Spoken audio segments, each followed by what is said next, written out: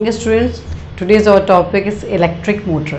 तो हमने previous video में देखा था फ्लेमिंग लेफ्ट हैंड रूल, उसी अकॉर्डिंग हम देखेंगे व्हाट इज इलेक्ट्रिक मोटर।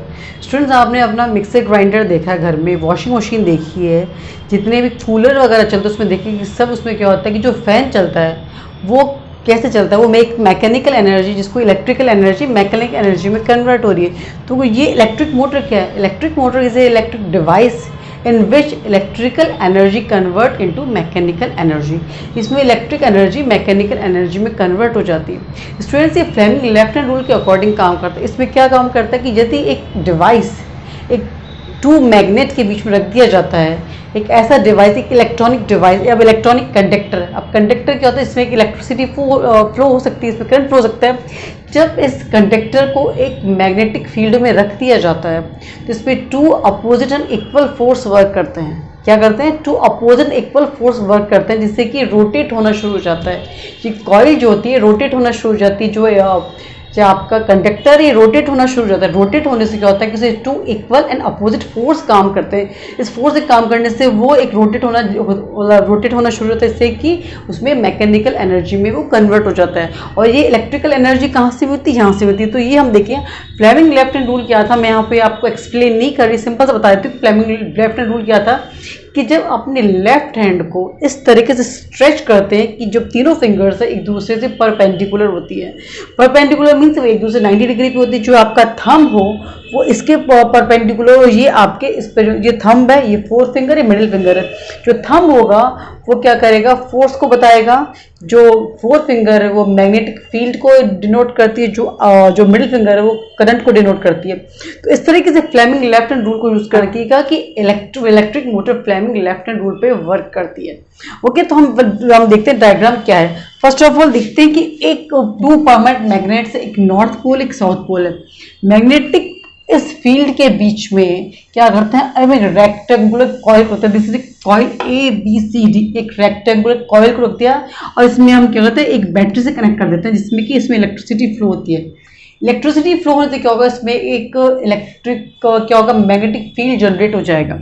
और यहाँ पे क्या होता है? टू कम्यूटेटर लगा देते हैं। कम्यूटेटर या स्प्लिट रिंग स्प्लिट हो रही है। ये कम्यूटेटर यहाँ ये टू ब्रशेस होती है, ये ब्रशेस से कनेक्ट होती है, इस तरीके से लगा देते हैं। अब इसका फंक्शन क्या होता है कि जब आप इसमें ये सेल से जब इलेक्ट्रिसिटी पास करते हैं, जब इसको आपने कहाँ रखा? टू परमानेंट मैग्नेट्स के बीच में रख दिया इस ऑयल को। Magnetic field lines always north से निकल के साउथ को जाती है। ओके, तो जब आपने इसको प्लेस कर दिया बीच में, तो इसमें करंट जब फ्लो होता है तो इसमें ऑटोमेटिकली एक मैग्नेटिक फील्ड बन जाता है। और आपने इसको एक मैग्नेटिक फील्ड में और रख दिया, तो ये two and opposite and equal force इस कॉइल पे वर्क करेंगे। इस कॉइल पे टू फोर्स वर्क करने से क्या होता है कि इसमें मूवमेंट होना, यानी ये रोटेट होना शुरू हो जाएगा। ये रोटेट होगा तो इसमें फोर्स का डायरेक्शन कैसे पता करेंगे? इसके लिए हम फ्लेमिंग लेफ्ट हैंड रूल लगाएंगे। इसमें जब इलेक्ट्रिसिटी यहाँ से फ्लो हो रही है स्टूडेंट्स, तो इसमें क्या होता है कि जब फ्लेमिंग लेफ्ट हैंड रूल लगाते हैं तो फोर्स होता है वो नीचे की ओर वर्क करता है, यानी नीचे की ओर आता है। और ये करंट यूं जाएगा और यहाँ आगे करंट नीचे आ रहा है, यानी आप वापस अपने लेफ्ट हैंड को इस तरह से प्लेस कीजिए तो ये तो इसमें फोर्स होता है वो ऊपर की ओर लगेगा। फोर्स का ऊपर की ओर लगेगा, तो फोर्स नीचे ऊपर होगा तो ये ऐसे रोटेट होना शुरू हो जाएगी। ये ऐसे होगी तो ये रोटेट इस तरीके से क्या होगी? राइट टू लेफ्ट ऐसे रोटेट होना शुरू हो जाएगी। इस तरह ये सीढ़ी इस साइड ऊपर आएगा, ये रोटेट होना शुरू हो जाएगी। ये आप सपोज करिए कि ये जो रिंग्स होती है अलग अलग है, तो ये ऐसे है, ये इस तरीके से एक रेक्टेंगुलर कॉइल है, तो ये यूं रोटेट होना शुरू हो जाएगी। अब ये जब रोटेट हो रही है स्टूडेंट्स, तो आप देखिए कि कभी इसमें करंट ऊपर जाता है और कभी करंट इसमें इस वाली जो पहले A से B में गया, B से C में गया, C से D में और वापस इसमें आके इधर आ गया। तो इसमें क्या होता है कि अब आपको जब इसको रोटेट करना है तो इसमें फोर्स ऑफ डायरेक्शन भी अलग अलग होना चाहिए। तो डायरेक्शन ऑफ फोर्स अलग होने के लिए इसमें क्या होता है कि इसमें करंट का डायरेक्शन भी चेंज होना चाहिए। करंट का डायरेक्शन चेंज करने के लिए क्या होता है, ये जो टू रिंग्स लगे split ring, this also called commutator, ये क्या करती है? करंट के डायरेक्शन को चेंज कर देती है। डायरेक्शन अभी क्या होता है, स्प्लिट रिंग इस पे ब्रशेस लगे रहते हैं, ब्रशेस केवल इसको सिर्फ टच कर रहे हैं, इसे पूरे कनेक्ट नहीं है, सिर्फ हल्के से ये टच कर रहे हैं, तो ये स्प्लिट रिंग जो घूम जाती है सिर्फ टच कर रहे हैं। यदि ये बिल्कुल परमानेंट फिक्स हो तो ये यूं होके ये कॉइल आपकी घूमती रहेगी, पूरा उलझ जाएगा, यानी बिल्कुल इसको ये मैनेज नहीं हो पाएगा, पूरे वायर कॉम्प्लिकेटेड हो जाएंगे। इसलिए कि ये पूरे कॉम्प्लिकेटेड ना हो, पूरे उलझे नहीं, इसमें गुच्छा ना हो, इसके लिए क्या होता है, इसे ब्रश इसको टच करते हैं, स्प्लिट रिंग फ्री होती है एक दूसरे से ये मूव करवाने के लिए। तो दिसी ये जो होते हैं स्प्लिट रिंग्स होती है, ये वेरी इंपॉर्टेंट रोल प्ले करती है, करंट की डायरेक्शन को चेंज कर देती है। डायरेक्शन चेंज होने से अब ये करंट जब इसमें फोर्स ऊपर लग रहा है, जब इधर आएगा, इस साइड आएगा तो ये नीचे होगा, तो इसमें फोर्स डायरेक्शन नीचे रहेगा।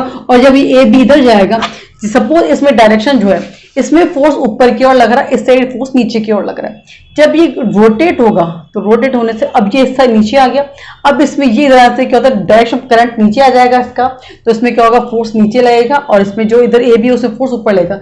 इस तरीके से रोटेट होता रहता है। रोटेट होने से क्या होता है कि इसमें क्या होता है कि मैकेनिकल एनर्जी जनरेट होती रहती है। और ये क्या होता है कि इससे जुड़े रहते हैं ये स्प्लिट रिंग्स है, कम्यूटेटर, जिससे कि ये आपस में उलझते नहीं। ये ब्रशेस होते हैं, ब्रशेस से इसको टच करते हैं, परमानेंट फिक्स नहीं होते हैं यहाँ पे, और ये बैटरीज कनेक्ट, इस तरीके से ये पूरे एक दूसरे से ये रोटेट करते रहते हैं। वापस देख लीजिए, जब हम एक टू परमानेंट मैग्नेट्स के बीच में एक कॉइल रख देते हैं और जिसमें इलेक्ट्रिसिटी फ्लो करवाते हैं, उससे क्या होता है कि इसमें two and equal and opposite force work करते हैं।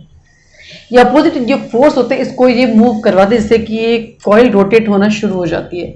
इस रोटेशन से क्या होता है कि जो उसमें मैकेनिकल एनर्जी जनरेट हो जाती है, जिससे कि आपके जितने भी इलेक्ट्रिक मोटर वो वर्क करना शुरू कर देती है। लेकिन यदि हम ये स्प्लिट रिंग्स नहीं लगाएंगे, ब्रशेस नहीं लगाएंगे, तो क्या होगा, उलझ जाएगी, हो गए सारे वायर उलझ जाएंगे। इसलिए ये ठीक रहे, इसलिए कि ब्रशेस टच करते हैं, परमानेंट फिक्स नहीं होते हैं।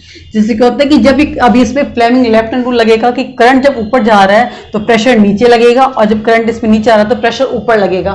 जब ये वापस ऐसे आएगा टर्न, इसमें इधर से ये फ्लो हो रहा है, इसमें राइट टू लेफ्ट आ रहा है, तो जब आ रहा है तो ये वापस नीचे आएगा। इसमें अब इस वाले में क्या होता है कि जब करंट नीचे के फ्लो हो जाएगा तो इसमें क्या फोर्स नीचे लगेगा, से ऊपर लगेगा। इस तरीके से ये रोटेट होता रहेगा और आपकी इलेक्ट्रिक मोटर वर्क करती रहेगी। तो स्टूडेंट, अब ये this is a electric motor, बड़ी सिंपल मोटर होती है। मोटर है, हमारे डे टू डे लाइफ में बहुत काम आती है। और ये इलेक्ट्रिक मोटर क्या फंक्शन करती है, ये इलेक्ट्रिकल एनर्जी को मैकेनिकल एनर्जी में कन्वर्ट कर देती है। और ये किस पे रूल पे काम करती है, फ्लेमिंग लेफ्ट हैंड रूल पे काम करती है। इसमें क्या लग रहा है कि टू अपोजिट फोर्स लग रहे हैं। अपोजिट फोर्स कब लग सकते हैं कि जिसमें करंट की डायरेक्शन चेंज हो जाए। यदि करंट की डायरेक्शन चेंज नहीं हुई तो इसमें अपोजिट फोर्स नहीं लगेंगे तो ये रोटेट नहीं होगा। रोटेट नहीं होगा तो वो मैकेनिकल एनर्जी में कन्वर्ट नहीं होगा। इसको रोटेट करवाने के लिए, टू अपोजिट फोर्स लगाने के लिए, जिसमें करंट की डायरेक्शन को बदला गया है, और इसके लिए हमने क्या लगाया, टू स्प्लिट रिंग्स लगाए। ये स्प्लिट रिंग ही हैं जो मेन रोल प्ले करते हैं, इसमें करंट की नोट कर देती है। ओके, अब ये जब ये इधर है, जब करंट इधर पास हो रहा है तो ये इधर जा रहा है, फोर्स नीचे लग रहा है। जब ये टर्न होके इधर जाएगी तो ये रिंग इधर आ जाएगी और ये रिंग इधर आ जाएगी, एक दूसरे अपोजिट हो जाएंगी। अपोजिट से ब्रशेस से टच, परमानेंट टच नहीं है, कनेक्ट नहीं है, तो ये टच हो जाएगी। फिर ये क्या होगा, इधर आ जाएगी, तो ये क्या होता है, ए और बी इधर आ जाएगा और ये इधर आ जाएगा। डायरेक्शन ऑफ करंट इसमें इजीली चेंज हो जाएगा। ये टू डायमेंशन इसलिए मैं आपको इसलिए बता नहीं पा रही, लेकिन आप देखिए कि ये इधर आ जाएगा तो direction of current split ring पे इधर आ जाएगी। इस तरह से करंट ऑफ डायरेक्शन इसमें चेंज होता रहेगा, और करंट ऑफ डायरेक्शन चेंज होने से इसमें फोर्स का डायरेक्शन भी चेंज होता रहेगा। और इलेक्ट्रिक मोटर इसी डिवाइस, ऐसा इलेक्ट्रॉनिक गैजेट है जो इस पर फंक्शन करता है, इस प्रिंसिपल में फंक्शन करता है कि जब two and equal opposite force जब लगते हैं तो जो कॉइल है वो रोटेट होना शुरू हो जाती है। और रोटेशन से क्या होता है, वो मैकेनिकल एनर्जी में कन्वर्ट हो जाती है, और उसको इसके फोर्स लगाने के लिए हमें डायरेक्शन ऑफ करंट, जो करंट की डायरेक्शन है वो हमें चेंज करनी पड़ती है। तो स्टूडेंट्स, अब हम बोल सकते हैं कि जो इलेक्ट्रिक मोटर है, simple as that, Fleming's left hand rule पे फंक्शन करती है। तो हम ध्यान रखिएगा, फर्स्ट तो है ये किस पे फंक्शन करती है, Fleming's left hand rule. Fleming left hand rule को आप जब याद रखेंगे, जब स्ट्रेच करके फिंगर्स को देखेंगे तो आपको इजीली टर्न्स पता चलेंगे किस तरह से टर्न हो रही है। सेकंड है कि आप जब यदि इसकी स्पीड बढ़ाना चाहते हैं, इसकी कैपेसिटी बढ़ाना चाहते हैं, इसकी स्ट्रेंथ बढ़ाना चाहते हैं इलेक्ट्रिक मोटर की, तो इसके क्या मैंने बताई, क्या कर लिया, आप देख लीजिए यहाँ पे क्या कि increase the number of turns of coil. जब कॉइल इसके नंबर ऑफ टर्न्स बढ़ा दीजिए। सेकंड क्या रहेगा आपका, increase the strength of magnet, increase the strength of magnet। जब आप मैग्नेट की स्ट्रेंथ बढ़ा देंगे तो उसमें फोर्स भी बहुत ज़्यादा लगेगा। ओके, थर्ड है increase the number of current, आप स्पीड ऑफ करंट, आप करंट जो सप्लाई कर रहे हैं उसका अमाउंट ज़्यादा कर दीजिए। Increase the strength of current. किसमें करंट ज़्यादा करेंगे? कॉइल में। और क्या है? Increase the area of coil, increase the area of coil. और यदि आप कॉइल का एरिया बढ़ा देते हैं तो भी इसकी स्ट्रेंथ, इलेक्ट्रिक मोटर की स्ट्रेंथ बढ़ जाती है। Thanks for watching.